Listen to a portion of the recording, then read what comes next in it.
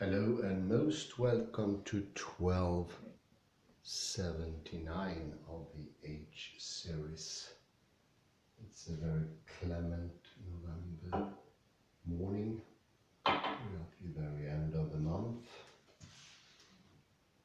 It's not going to be clear. No chance for this high temperature. I will momentarily go back to Roberto Mangabeira Unger to see what has happened with our understanding since our little exposure to Alexander technique, neurology and science of cognition.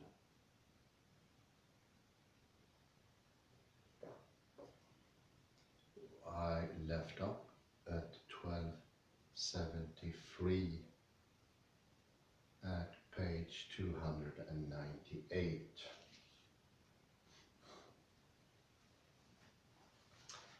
Such a cosmology gives a central role to discontinuous change in a universe that is better called factitious than radically contingent. The advantage of the preferred term is its relative neutrality. The idea of radical contingency is tainted by the suggestion of a disappointment, the failure to live up to some predefined conception of necessity. To affirm a radical contingency seems to be to make up a broad claim about the world. In fact, it is to make a claim about the gap between two ways of understanding the world. The one that we can defend and the one that some admired and influential approach to the world would have us adopt.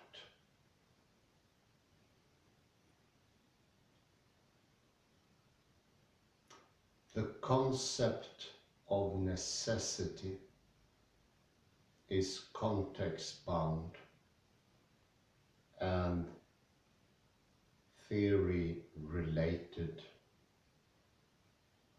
so at least derivatively is the concept of contingency.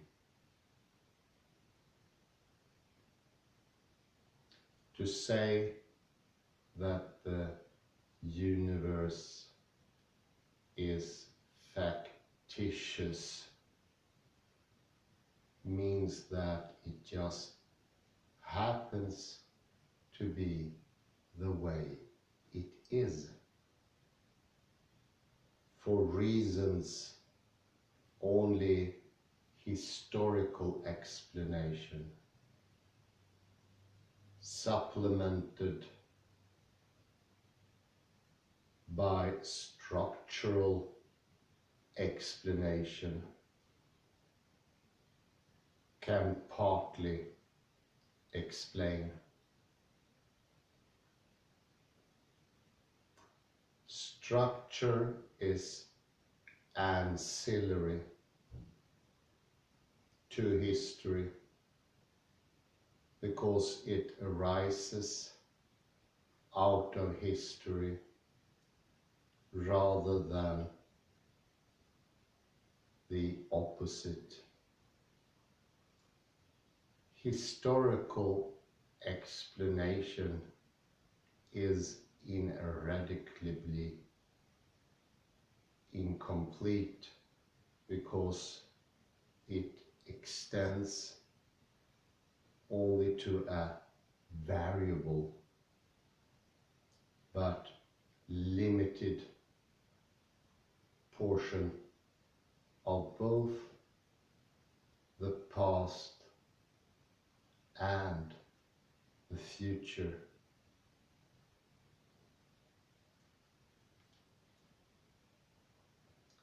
Subordinating structure to history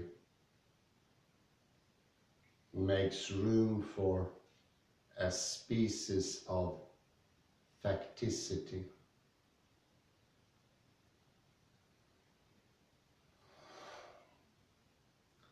The species that is inherent in the conception of coeval and discontinuous transformation of the laws and of phenomena, constrained from below by the path dependence of the history of the universe, and from above by the relatively greater recalcitrance to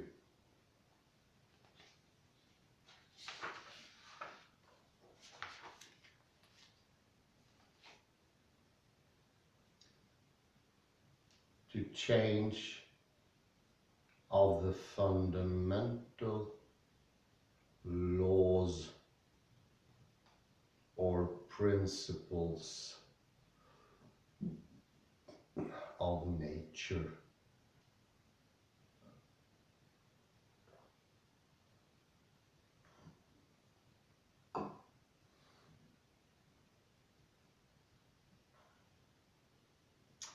However, it no longer needs to rely on the mystery implied by the notion of the emergence of the universe and of time itself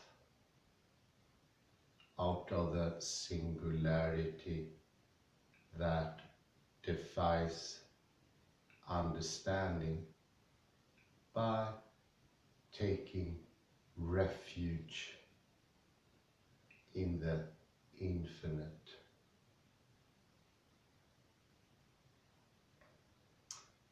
The contrast between a conception of a universal history relying on the ideas of a permanent repertory of elementary constituents of nature, particles and fields,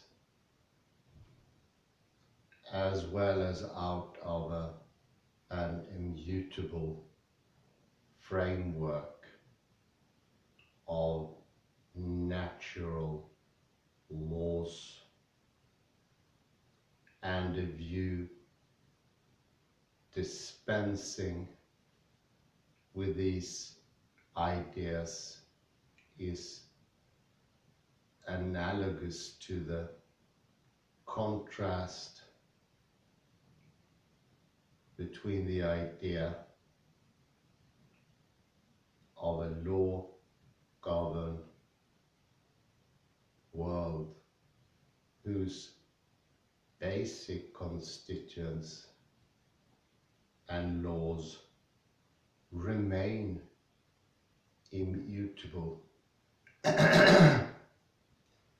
until the end of time, and whose rigid conformity to unchanging laws is made all the more mysterious by the factitious quality of its regularities and initial conditions. And the idea of a natural history. In a natural history, time never stops, and the forms and agents of change also change together with everything else.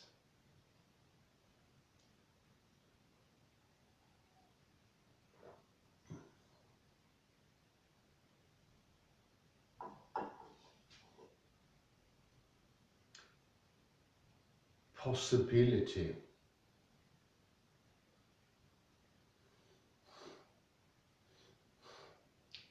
There is a mistaken notion of the possible that is deeply entrenched in our conventional beliefs.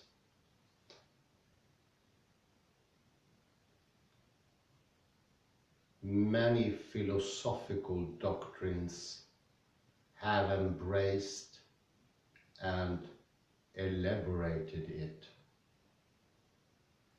It has long formed part of the background to the interpretation of the discoveries of natural science.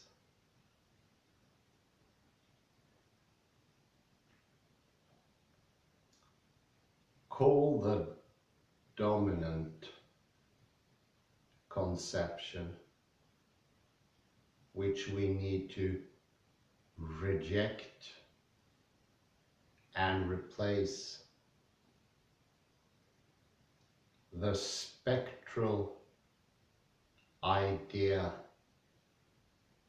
of possibility,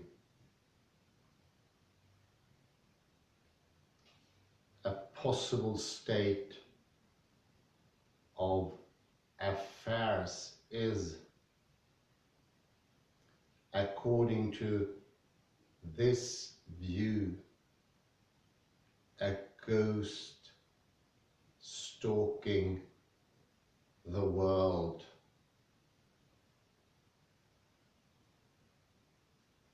It is waiting for its cue to come onto the stage of actuality.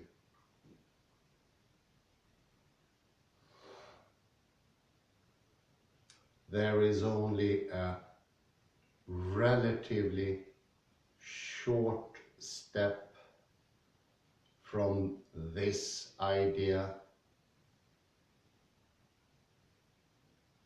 to the notion that a possible state of affairs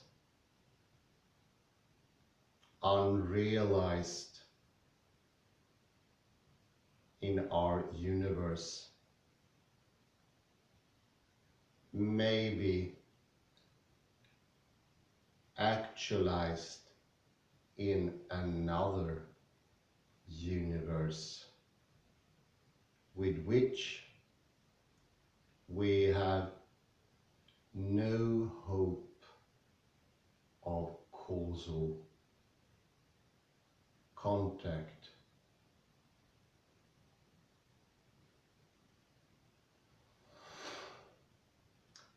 Whether or not there are many universes,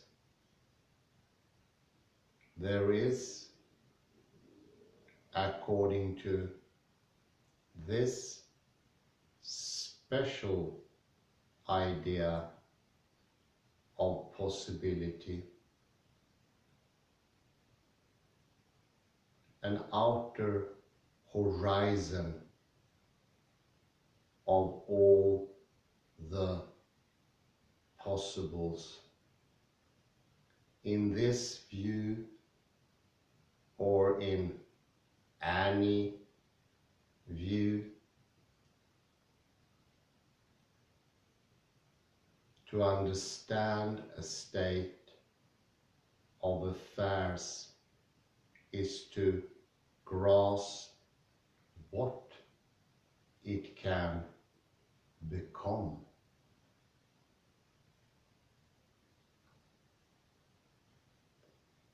A premise of the spectral idea of possibility is that the possible in the light of which we understand the actual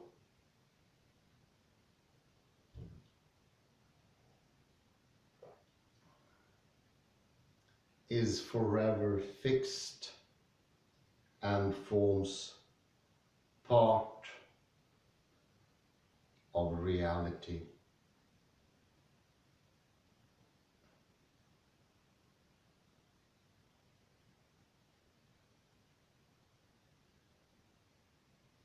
The more penetrating our insight becomes, the better are we able to understand the accessible transformations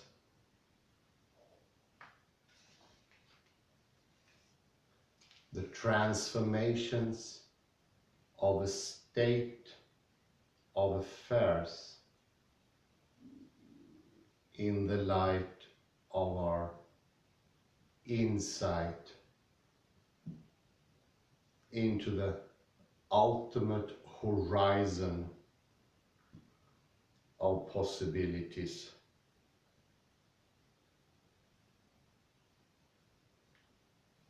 Drawn like a wide concentric circle around actual nature.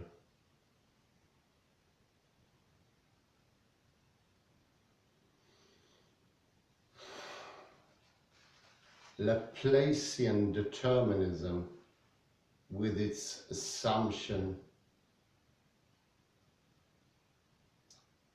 that a mind with godlike insight into the world would see future events in present ones, and the block universe conception, with its use of the concept of space-time to conflate past, present, and future, are simply extreme variants of such a view their limiting cases.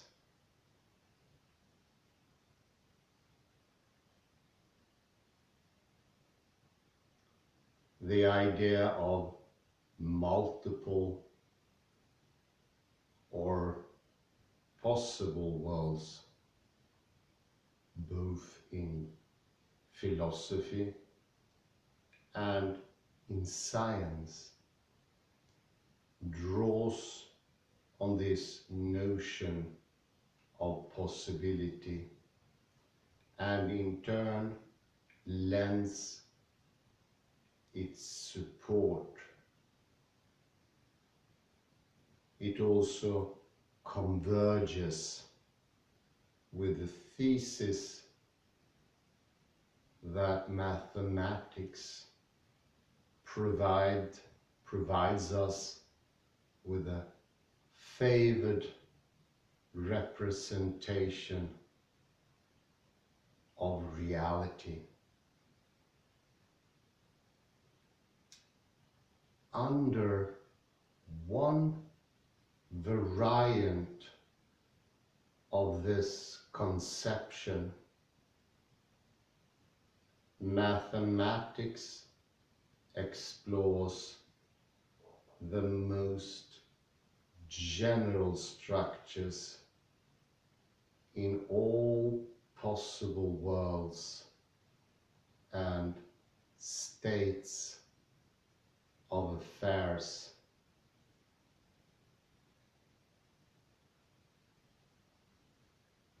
The thesis of the singular existence of the universe and of the inclusive reality of time are incompatible with all such approaches.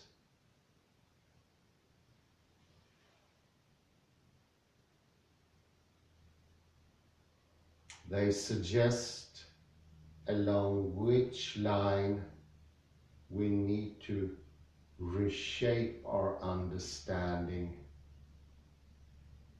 of the possible.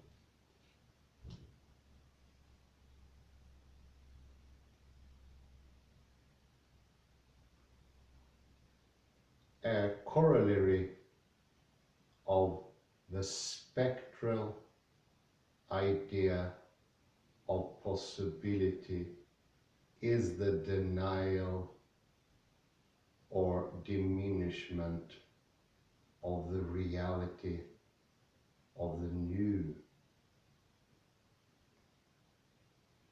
The new can be new only in a limited sense if it consists simply in actualizing an already established possibility.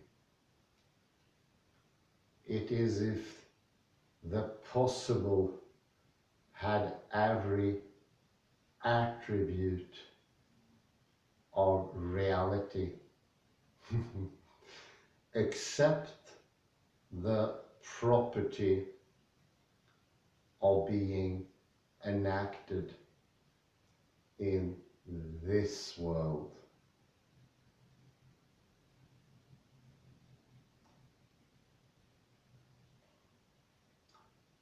The argument for the solitary existence of the universe and for the encompassing reality of time lays the basis for a different conception of the possible.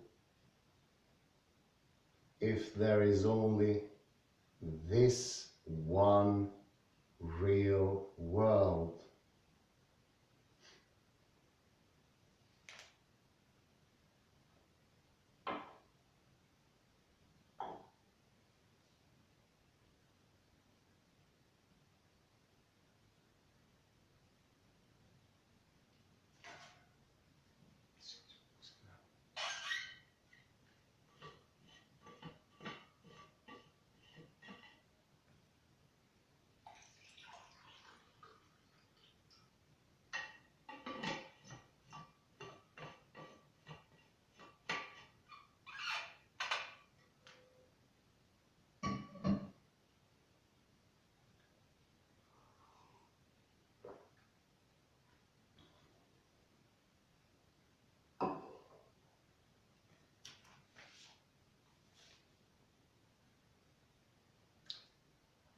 if there is only this one real world.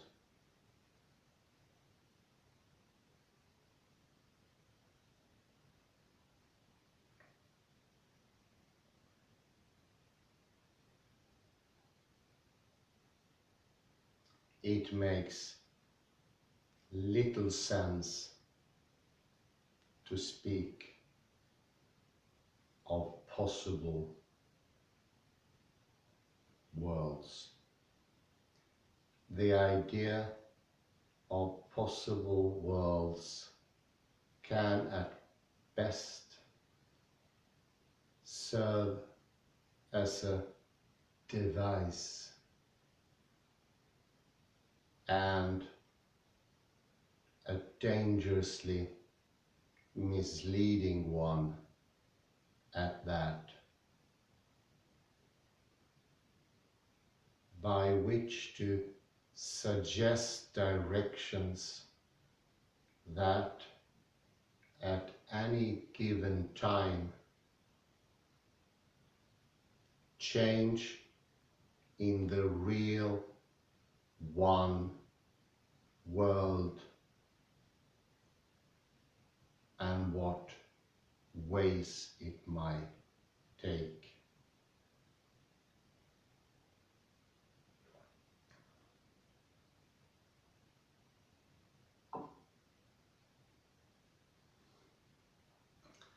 The only possibles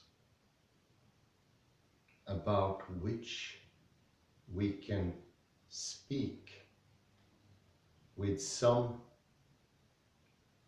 measure of realism and confidence are the proximate possibles.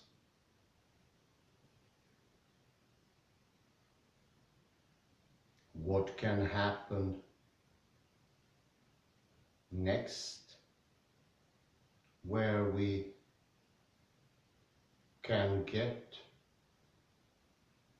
to from here.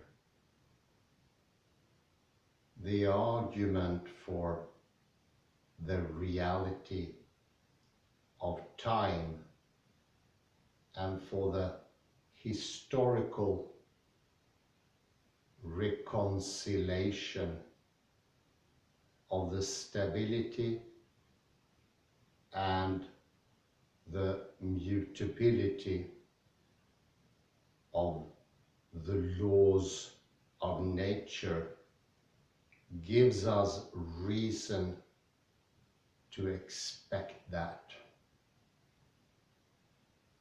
The further we move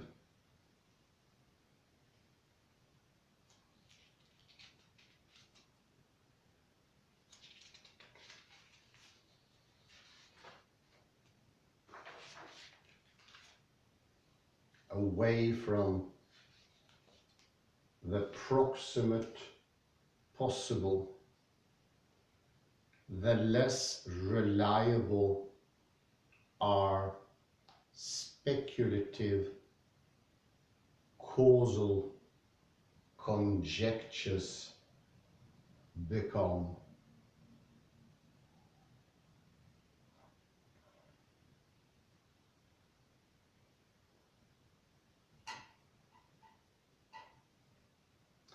We may still make predictions about, for example, the ultimate fate of the universe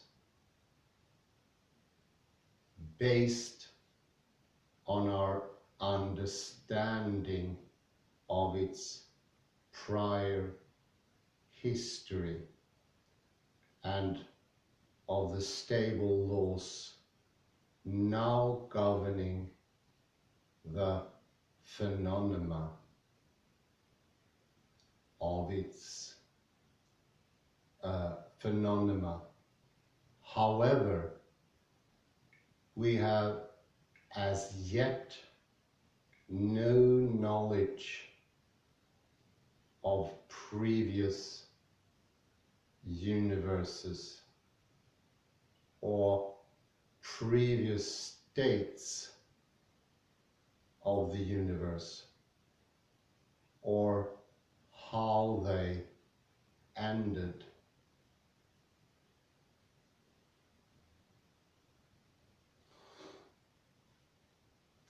If the now stable laws of nature may again change, we must contextualize and qualify the force of our predictions.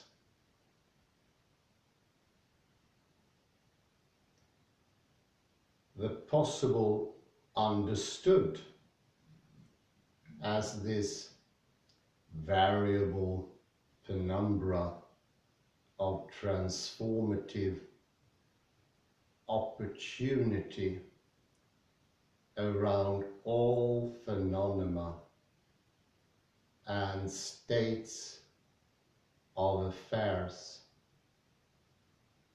is the possible about which we can have hope to have well-grounded ideas. Our view of possible transformation makes explicit our understanding of present and past actuality.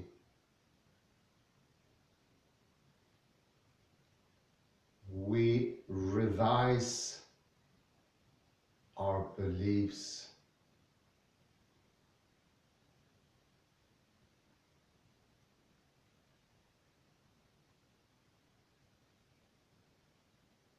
about the possible as we develop our understanding of the actual.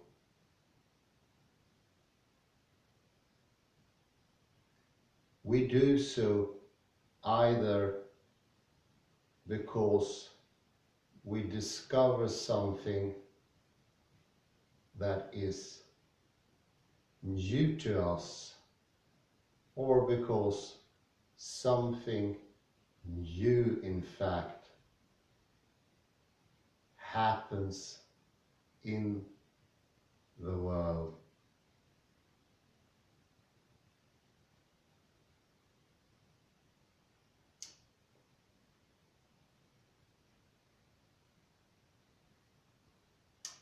For this reason, in the order of discovery,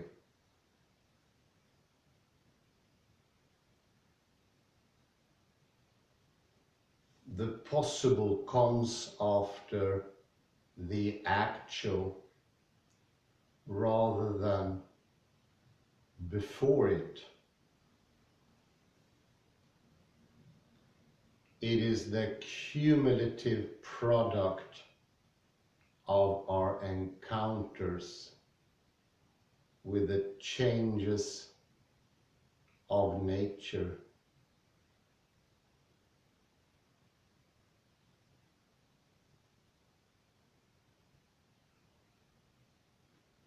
Among philosophers, only Henri Bergson had such an understanding of nature, of possibility. It is telling that he developed it as a byproduct of his defense of the reality of time.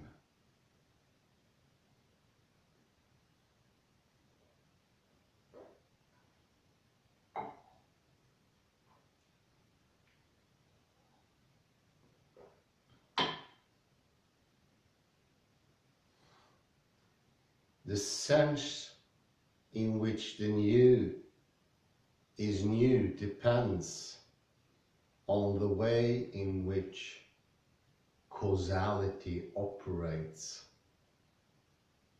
A world that changes in time may nevertheless be the one that remains largely in the grip of deterministic or probabilistic forces.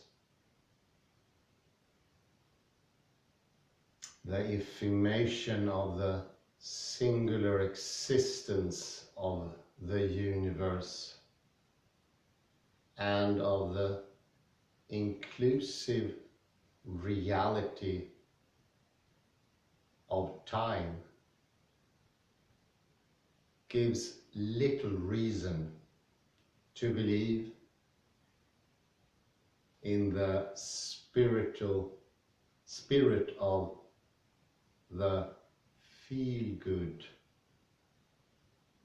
metaphysical systems that the universe favors our concerns and that its evolution is as open to surprise as our life, culture, and consciousness. Nevertheless, the rejection of the spectral idea of possibility and of the assumptions on which it relies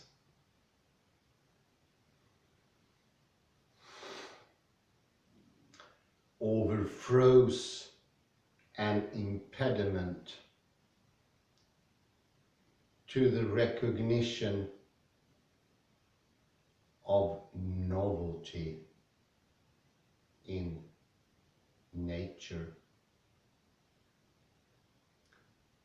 It enables us to imagine a world that has room for what never existed before.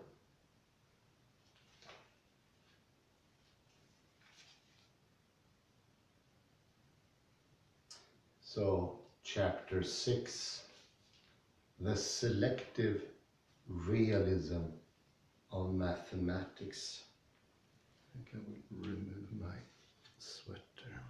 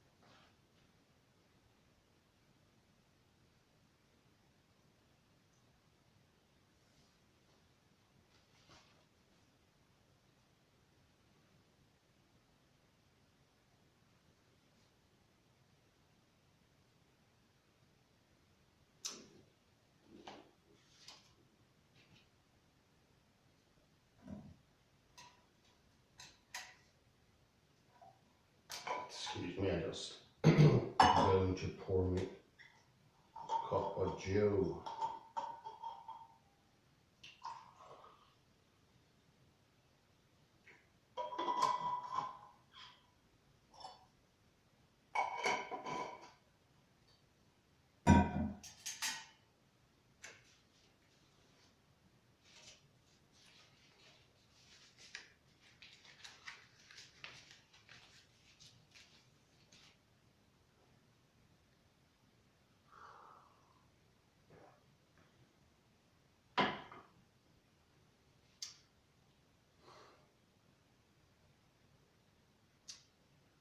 Chapter 6, the selective realism of mathematics. The problem: a view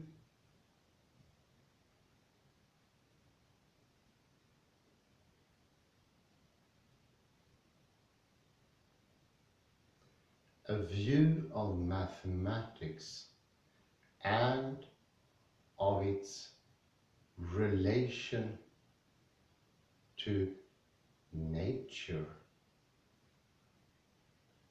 and to science complements the two ideas that are central to this argument. The idea that there is only one real universe, of which our universe would represent one, and the idea that time is real and touches everything.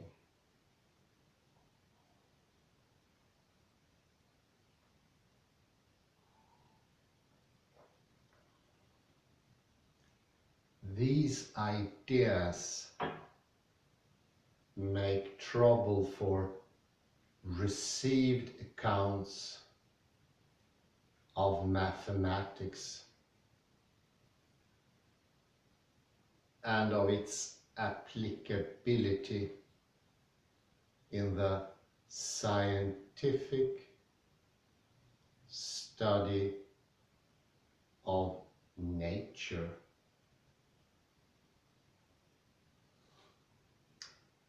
They cannot be adequately accommodated within any familiar interpretation of the nature of mathematics. They require a different approach.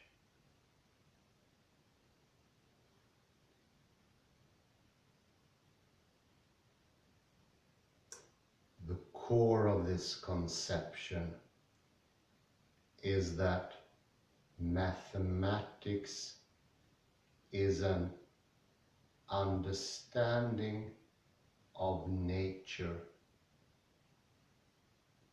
emptying the world out of all particularity and temporality.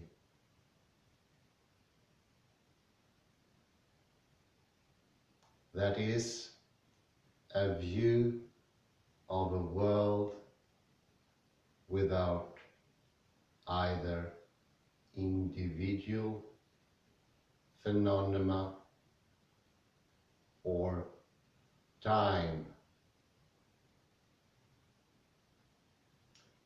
It empties the world out of them, the better to focus on one aspect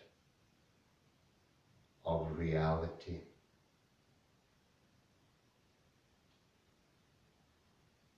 The recurrence of certain ways in which pieces of nature relate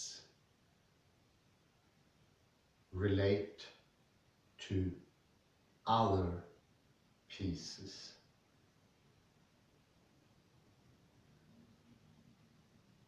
Its subject matter are the structured wholes and bundles of relations that outside mathematics we see embodied only in the time-bound particulars of the manifest world. The distinctiveness of the mathematical perspective, its evisceration of particularity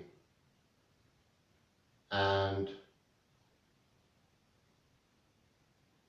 its suppression of times helps explain the power of mathematics to illuminate a world in which time holds sway and particularity abounds.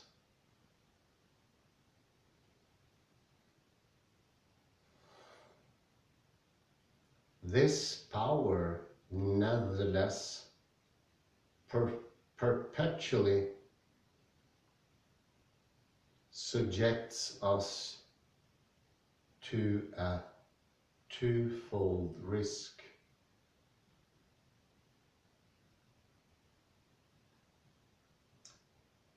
The first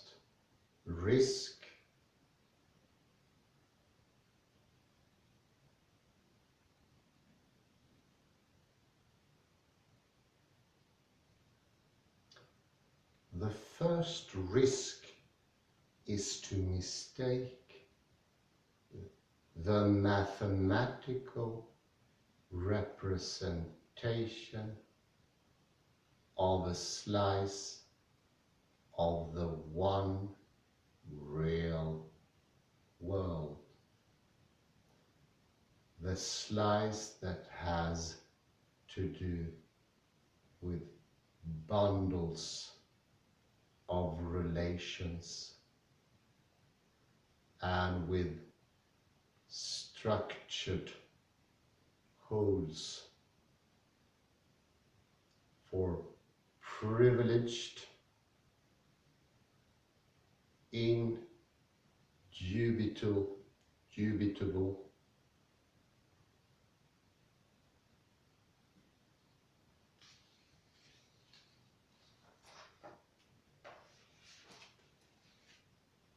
insight into a separate, nature transcending realm of mathematical truths. There is no such realm any more than there is, so far as we have reason to believe, a panoply of possible worlds in wait for the cue to become actual.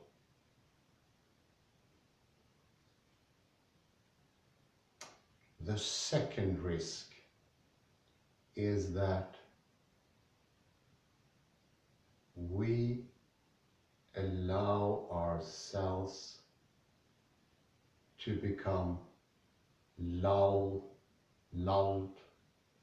by the effectiveness and beauty of our mathematical propositions into the belief that nature shares in their timelessness. It would do so most convincingly by operating under the force of external laws and symmetries. Such regularities achieve adequate expression only when they can be represented mathematically. Their susceptibility to mathematical representation confirms, according to this illusion,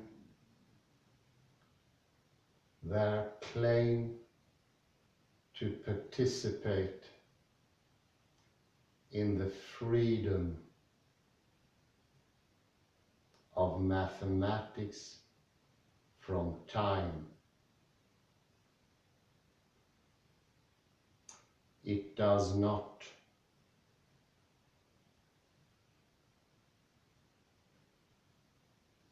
To believe that it does is to spoil the gift of mathematics to physics. Mathematics as discovery and mathematics as invention.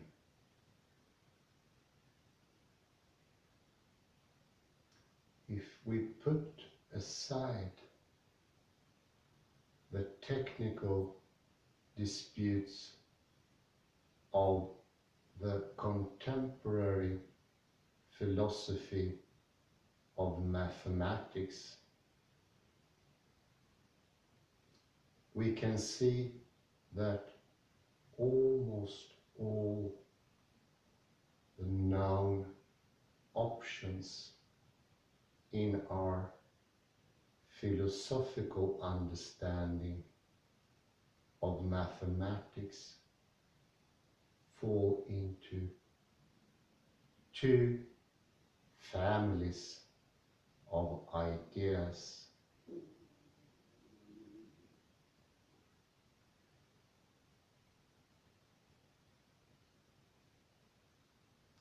According to the first family of ideas, mathematics is discovery. It is the progressive discovery of the truths that exist in a domain of mathematical facts, uncompromised by the vicissitudes and the variations of the manifest world. Vulgar Platonism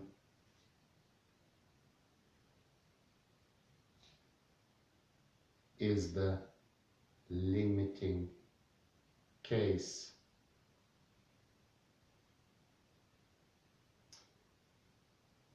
David Mumford wrote, "To be a mathematician is to be an out and out Platonist."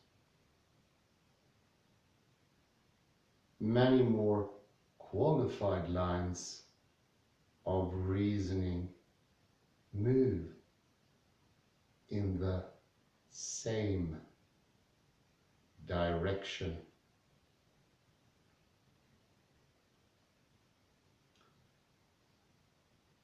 According to the second family of ideas,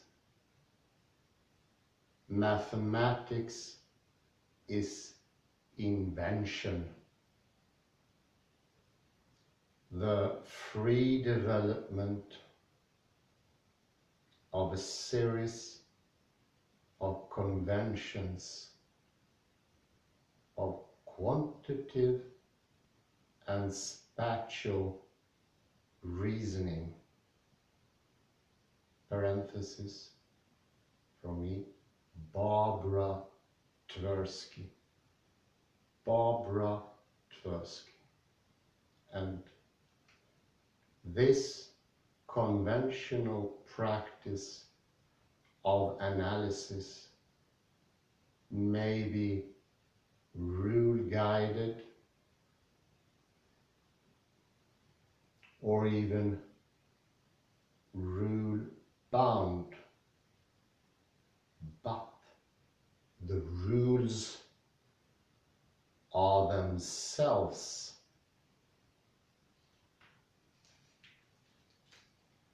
inventions.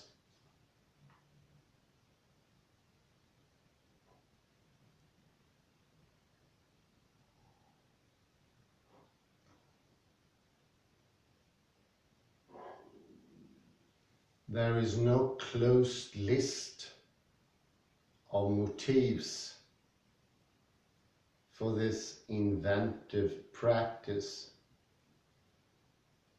Some have little or nothing to do with the deployment of mathematical analysis in natural science. Others take this deployment as their goal.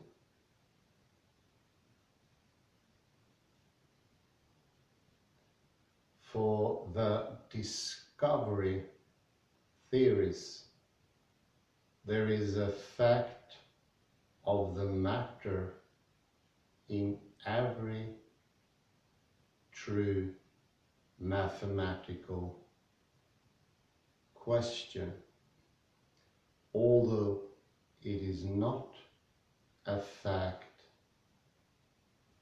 about or in the natural world.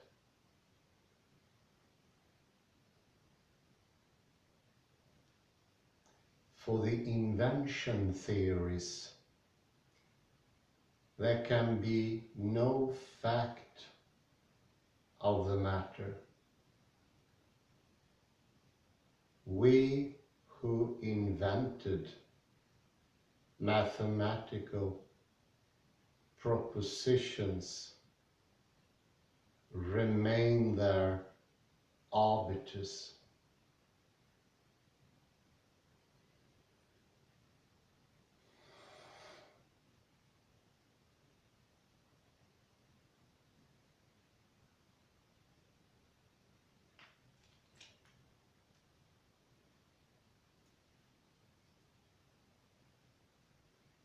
Both families of ideas about the nature and applicability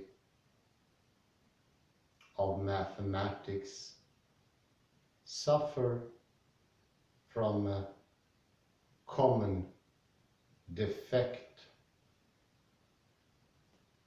They fail to account for why mathematics has been useful to science as it has.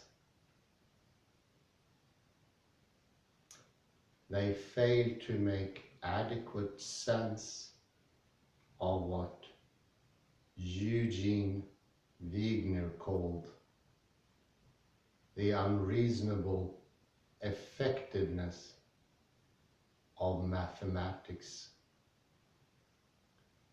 in the scientific study of nature.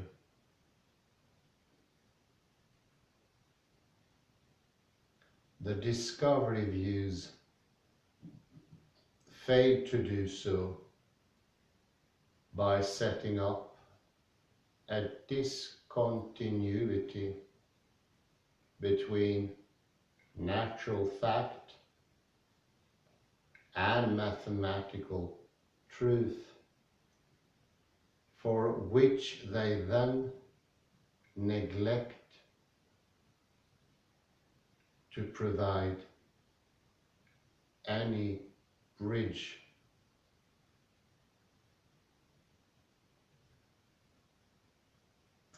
A metaphysics like Plato's would, if it could be believed, build such a bridge. It would do so in the form of an account of how natural phenomena come to share, though dimly and imperfectly, in the fuller, deeper reality of mathematical truths.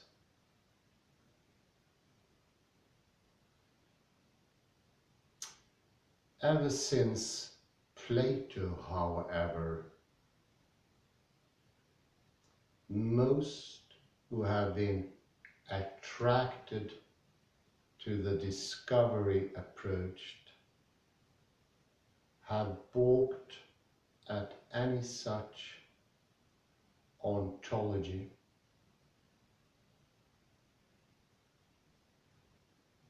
In its absence, they must contend with the metaphysical dualism, natural history and particularity on one side,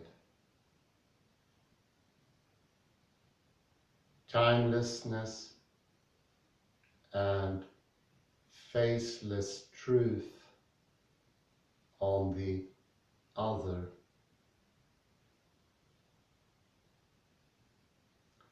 That their position implies.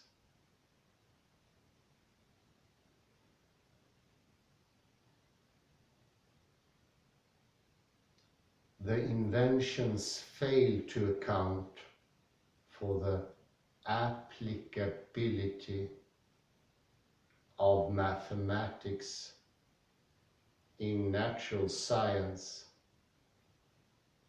by making its applicability appear to be either a happy accident or an abstract engineering. It would be a happy accident if it just turned out mysteriously that so many of our mathematical inventions undertaken for other reasons supplied what each succeeding wave of theories in physics happen to need. It would be abstract engineering if we could always rely on making up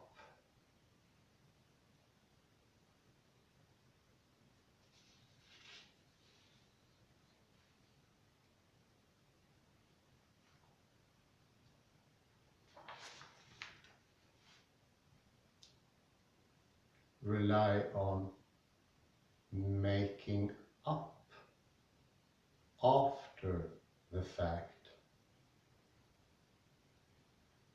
The mathematical theories that are physical conjectures require.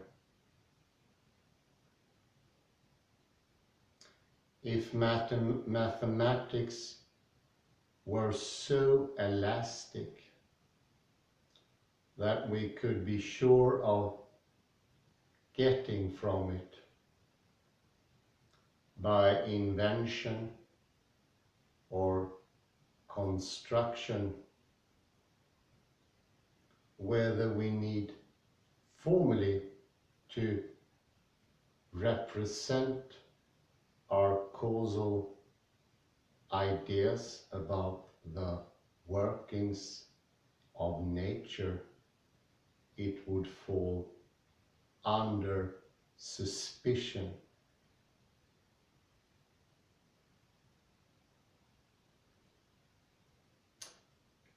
The ease with which we could get from it whatever we want would rob it by the same token of the power to provide any independent check on our theory making in natural science. I have to repeat that, it's just too grand.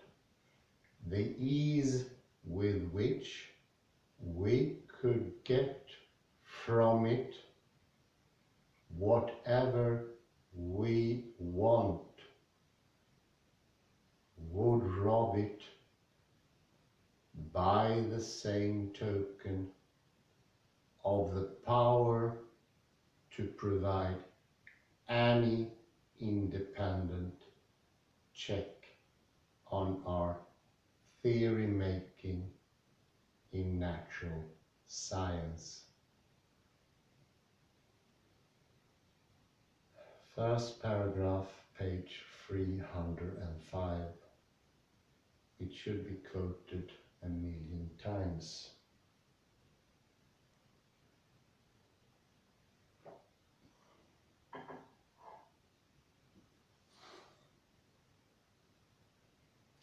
Neither happy accident nor abstract engineering do justice to the historical interactions between mathematics and physics, as now mathematics and now science advance ahead of the other. Neither thesis takes adequate account of the interplay between the two great forces that have influenced the history of mathematics, the internal development of mathematical reasoning, and the provocation offered by the development of natural science. When the available mathematical tools prove inadequate to the advancement of novel physical theories, or to the refinement of disconcerting physical intuitions. The attributes of mathematics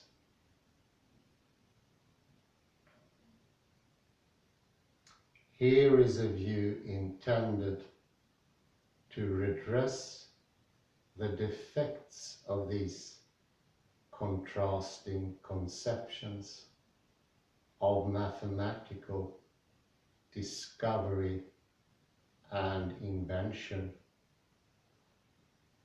It is also designed to reconcile our understanding of mathematics to the ideas of the singular existence of the world and of the inclusive reality of time.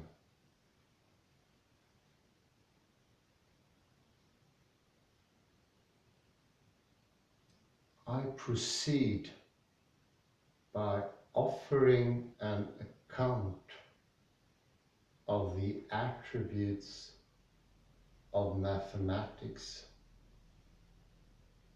beginning with those that are relatively shallow and uncontroversial, and advancing to those that have been much less appreciated. The superficial and familiar features of mathematics turn out to be fully intelligible only into the light of the deeper and more elusive ones.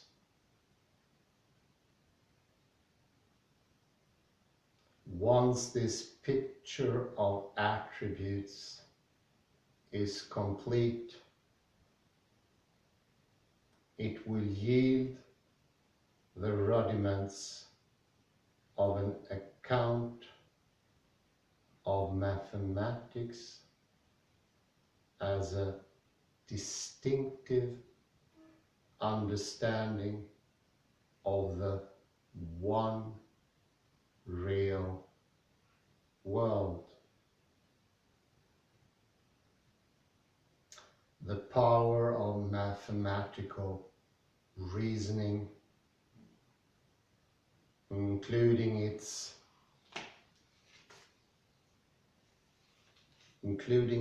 usefulness to natural science, is directly connected with its unavoidable disregard for some of the most basic and pervasive characteristics of nature.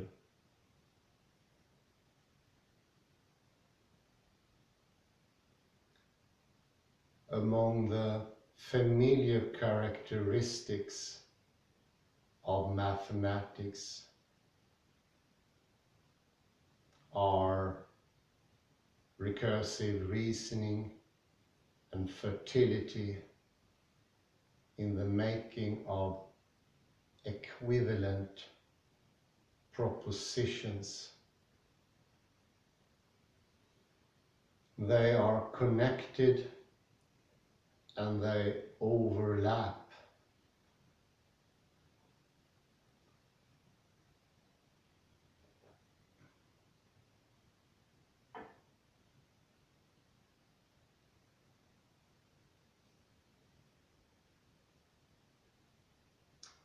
Explication is the working out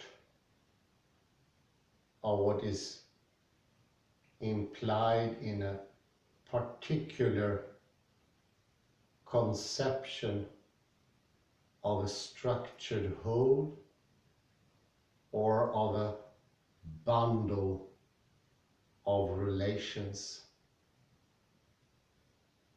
not just any structured whole or bundle of relations, as we shall soon see, but one foreign to the natural experience of time-bound particulars.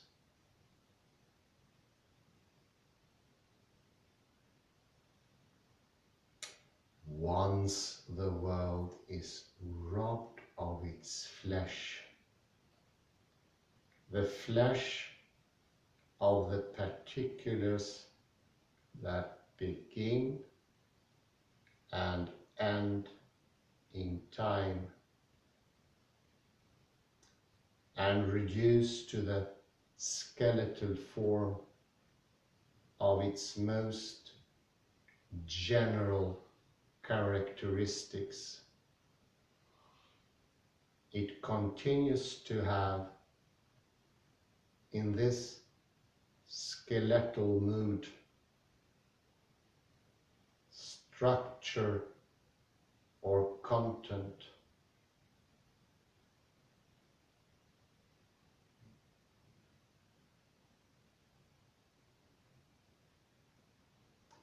This content is described by mathematical conceptions. Each mathematical idea refers to a piece of the residual structure. Each serves as a summary reference. Explication is the progressive development of the mathematical propositions that are implied in the summary reference and that depict the relevant piece of the world without flesh.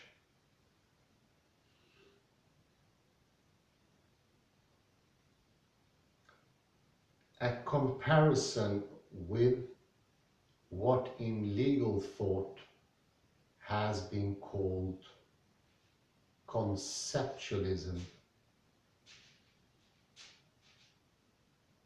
helps make the point. In the 19th century, jurists used to believe that concepts like contracts or property have a built-in legal content. They are summary references to entire systems of legal rules and doctrines.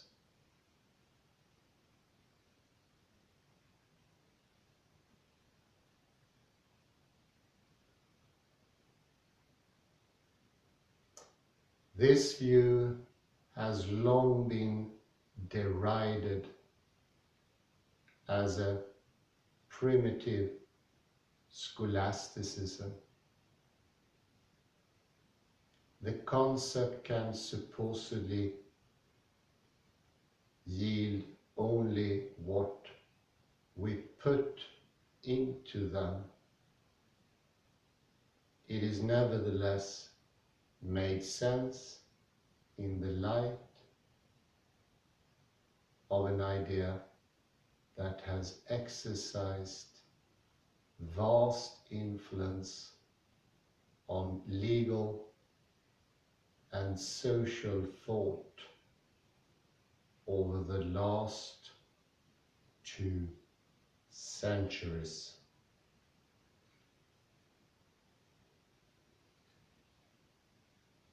According to this belief, which we can call the typological idea, there are types or indivisible systems of social and economic organization expressed in institutional detail as law. Even if a society can choose which type to establish, the legal institutional content of each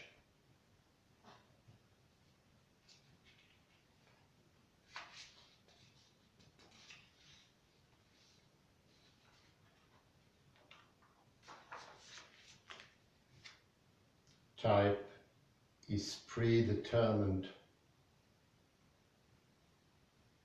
We reveal the content when we analyze concepts like contract or property. It is much harder to come to terms with the intellectual and political consequences of rejecting the typological idea, as we should, than to dismiss the biases of 19th century legal analysis as a crude fetishism of concepts. The commitment to explication as a method of legal analysis is misguided. The basic reason is that it treats a social construct as if it were a natural phenomenon. The analogous procedure of explication in mathematics is neither misguided nor dispensable. It does address the natural world.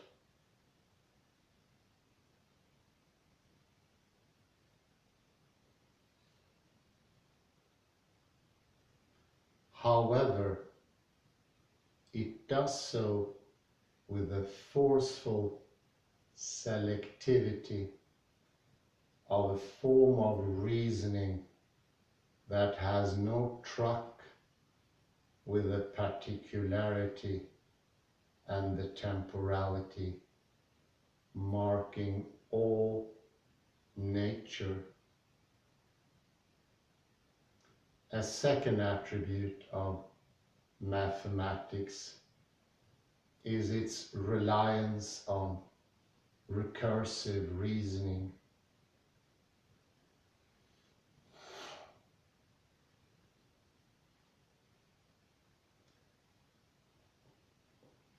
Reasoning is recursive when it takes itself for a subject, or more precisely, when it applies to the procedures that it deploys. Recursive reasoning enables us to pass from enumerations to generalizations. We jump off from the particular to the general by suggesting the general rule in what up till then had seemed to be a mere enumeration of particulars. This is the aspect of recursive reasoning that Peirce called abduction. The better to emphasize its contrast with induction, for which it is commonly mistaken. It allows us to reach strong and rich conclusions on the basis of weak and parsimonious assumption. Recursive mathematical reasoning enables us to develop our insight into structured wholes and bundles of relations indirectly. It does not do so through direct study of nature or even of the presuppositions or implications of theories in natural science. Instead, it proceeds through a generalization of mathematical ideas used to explore more particular bundles and wholes. It is bootstrapping.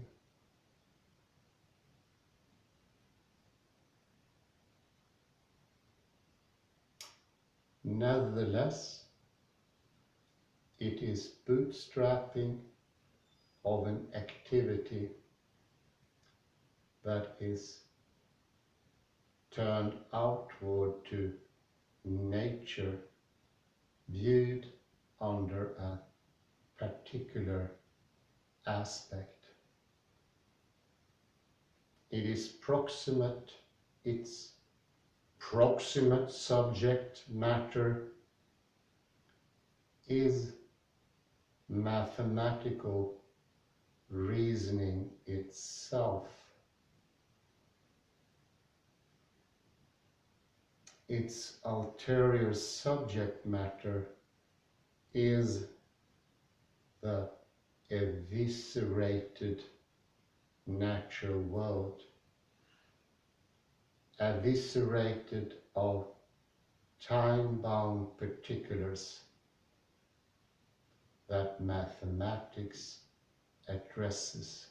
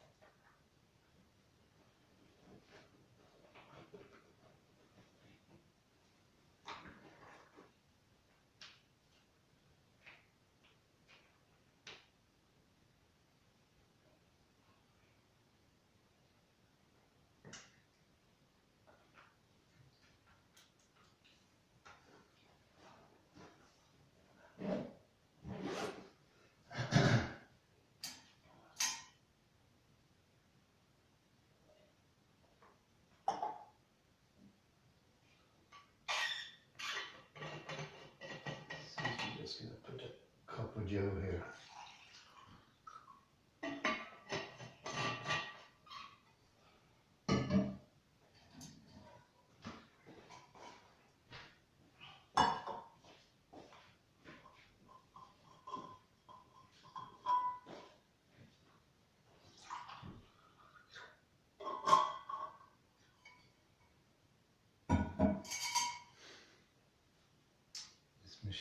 This device has a remote, but it can only stop. It would be excellent to have two buttons, one to stop, one to pause.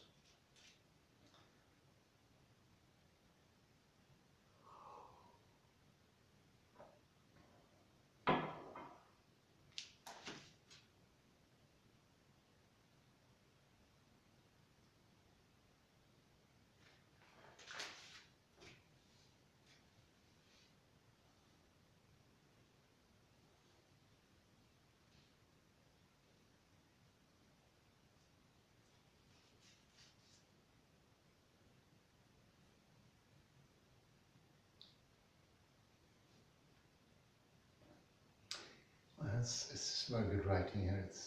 I'm a bit taken aback here. So we get some gems from the text.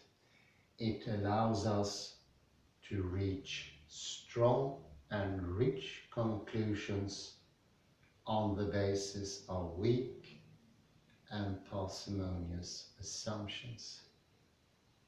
So it's the tool that makes us giants, makes us superheroes.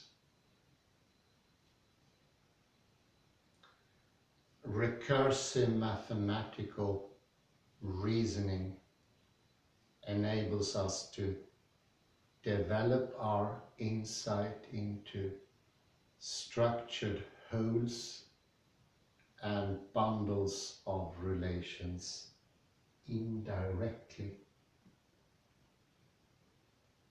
It does not do so through direct study of nature or even of the presuppositions or implications of theories in natural science.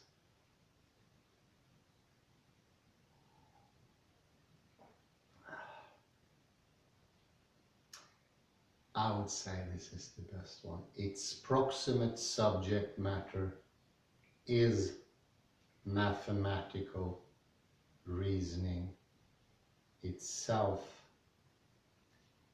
Its ulterior subject matter is the eviscerated natural world, eviscerated of time-bound particulars that mathematics addresses.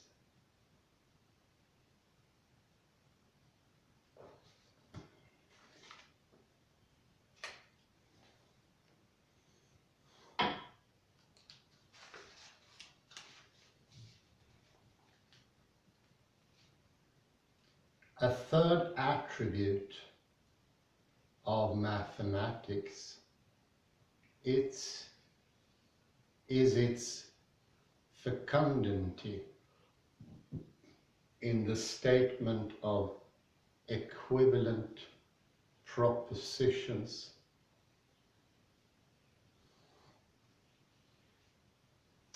A major part of mathematical reasoning consists in showing how one line of analysis can be restated in terms of another.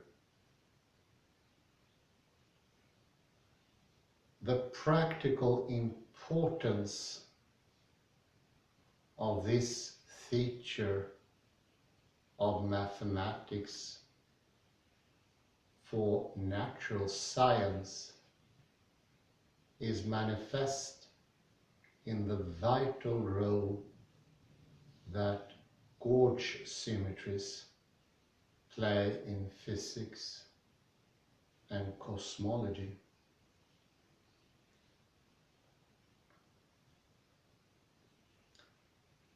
Just as explication can be mistaken for a superstitious conceptualism and recursive reasoning for induction, so can the multiplication of equivalent propositions be mistaken for the marking of synonymy.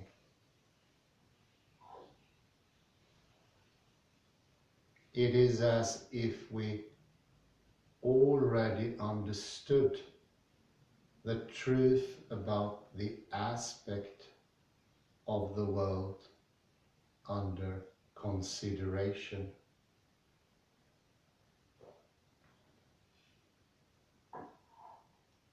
And wanted only to organize better the mathematical language in which to represent this achieved understanding. We would organize the language of mathematics better according to this misinterpretation of the facility for equivalence.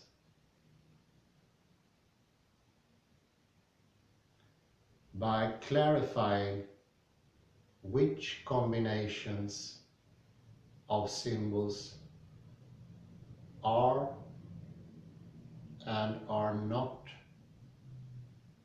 synonymous. The basis and nature of this third trait of mathematics lie in another direction.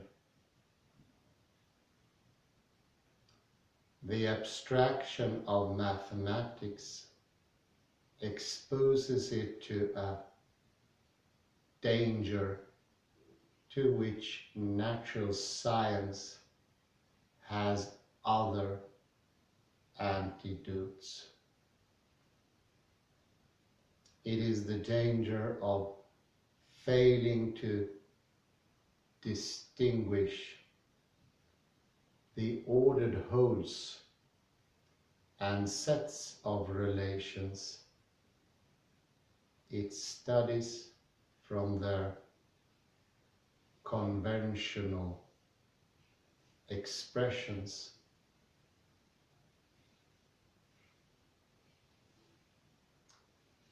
Precisely because in mathematics we lack the manifest, time-bound world to surprise,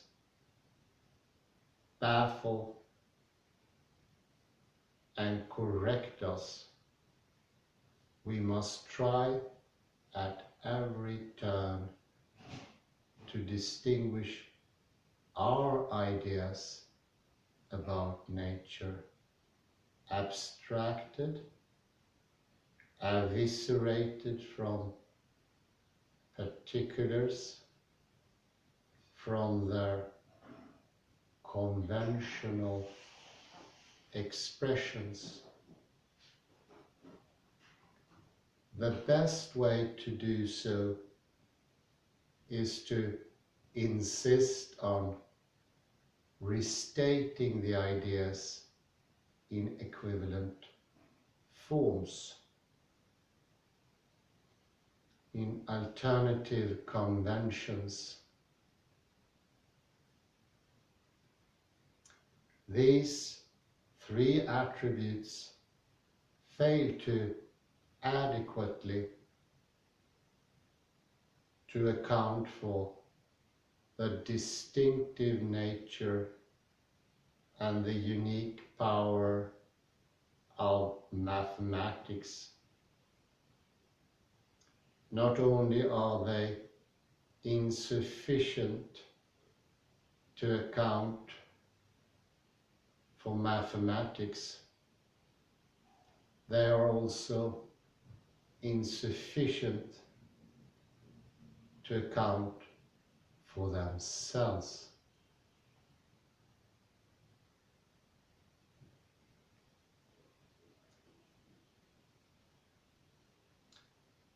Our mathematical and logical reasoning has a characteristic that places it in sharp contrast to our causal explanations.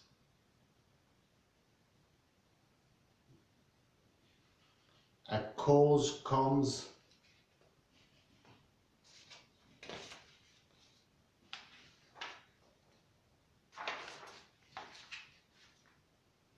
before an effect.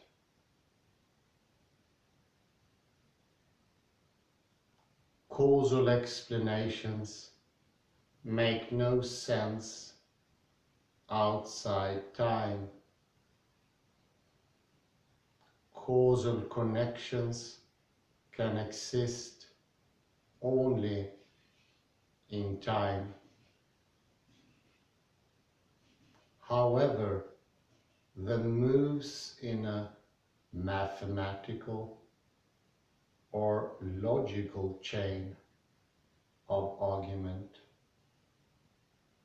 do occur outside time.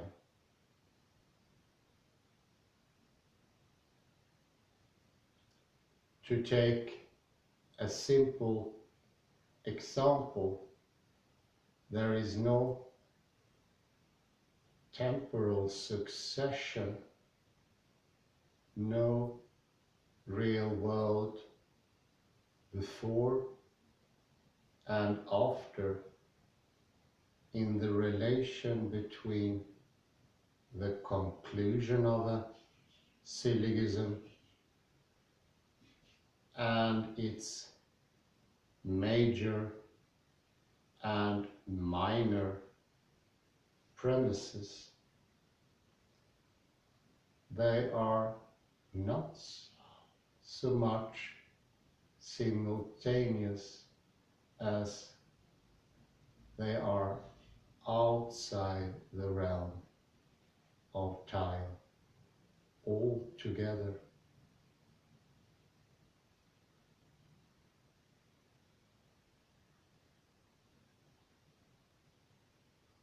In nature, temporality and particularity are tightly linked. Every particular in the world exists in time. Everything that exists in time is a particular, although the nature of particularity, that is to say, how particulars are distinguished from one another, is itself subject to change in the course of time. The manifest world is a world of particulars as well as a world of time.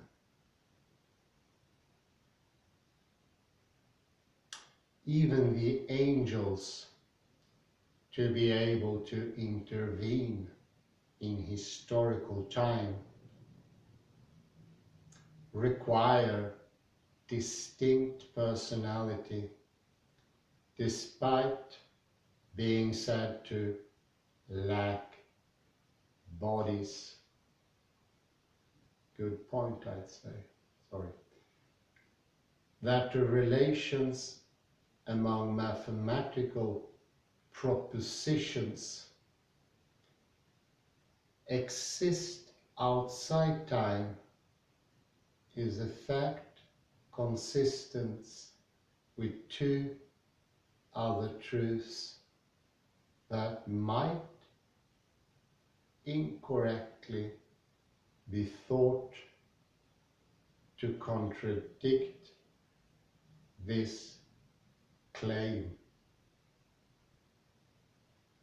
The first such truth is that mathematical and logical reasoning takes place in time.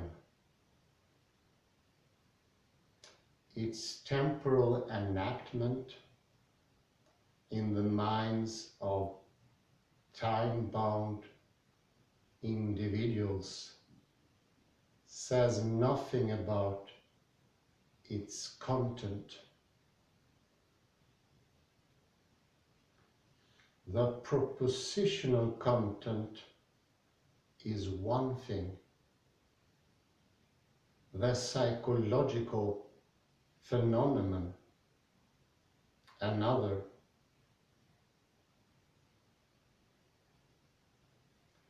The second such truth, more remarkable and puzzling than the first, is that a form of discourse that is not temporal can be used to describe movement and change in time.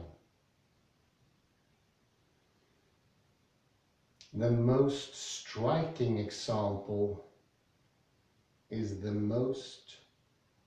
single most important instance of the applicability of mathematics in natural science.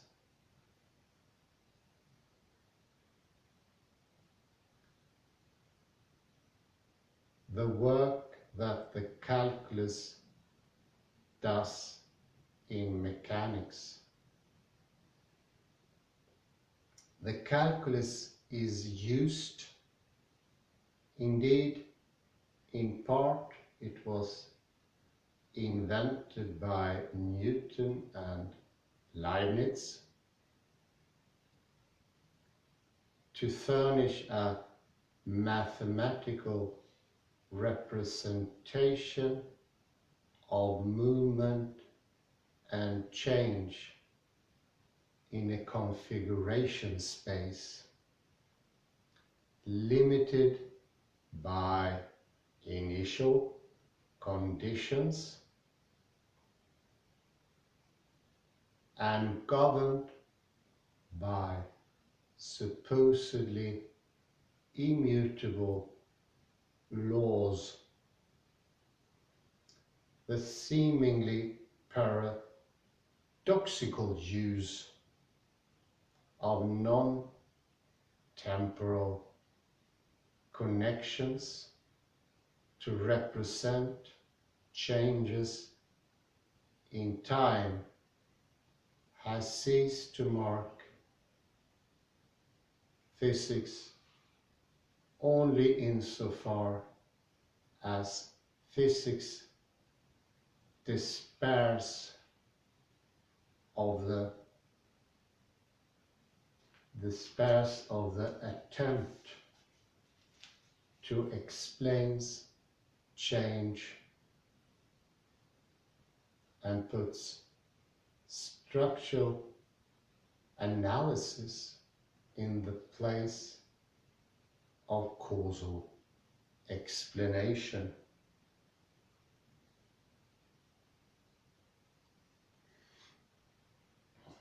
think I make a little. Ooh.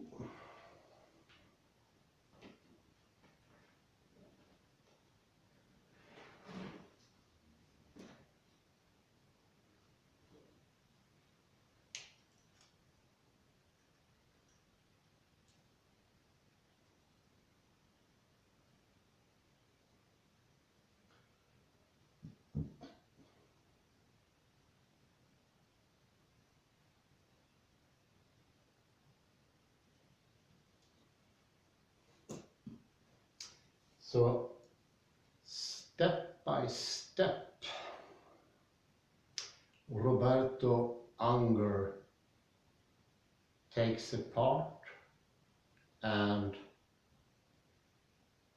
reveals certain problems at certain levels, not the whole of mathematics, but inside our projection of mathematics to the world at a certain instant, not all. Be careful here, and this is why the chapter is called The Selective Realism of Mathematics. It is two ways. It has a selective purpose, but it is also that today we are not aware that mathematics selects. We think it's something that we see as universal or global. What Roberto Unger is pointing to, it doesn't make any sense to speak about the whole of the universe in that way. And he's showing the logical paradoxes, the reasoning paradoxes, and I would say thinking paradoxes. It's an impossibility to think about the whole universe because you are inside of it. This is a thought mistake that we have inherited. It suffuses us. It's a bit like saying, even if you walk on the street one late afternoon and have a chat on 5 minutes, maybe that mistake will be embedded 20 times in that short discussion. It's no little thing. But what Roberto is trying to do is make a sound foundation of thinking that doesn't tell us preemptively what the world is. Not so to be speaking subjectivizing the world, and in this subjectivizing later in the Newtonian paradigm take a part of this subjectivizing out, and we call it the reflective consciousness or the subject. But everything was created by an observer, observed situation. And we forgot that. Yes, one could say it doesn't make any sense either to say that the world is created by observation. But it's implying to a lesser degree that we have the totality. Observer-based reality could be seen as a medicine. Think of a healing pill. It is pointing to something that is saner, more real, but not to be taken in the way that we usually take things.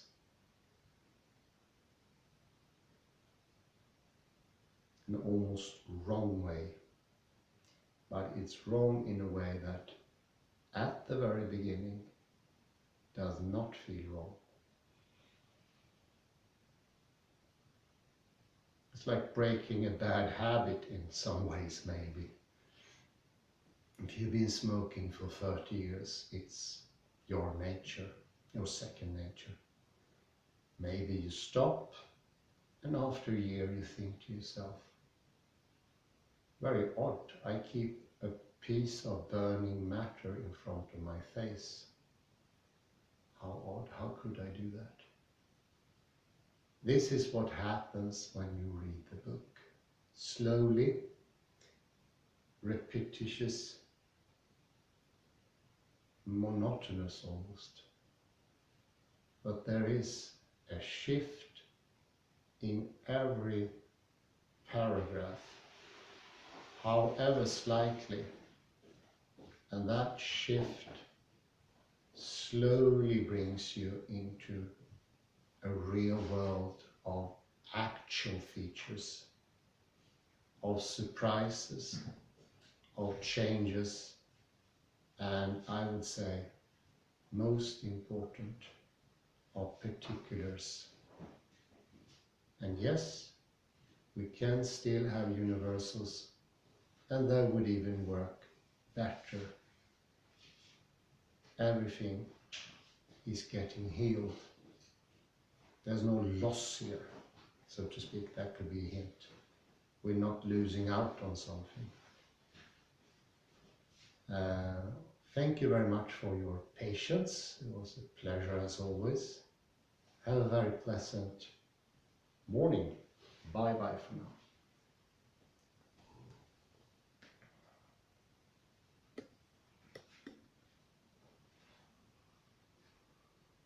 Here we have a very typical November morning. The cloud is immense, covering everything.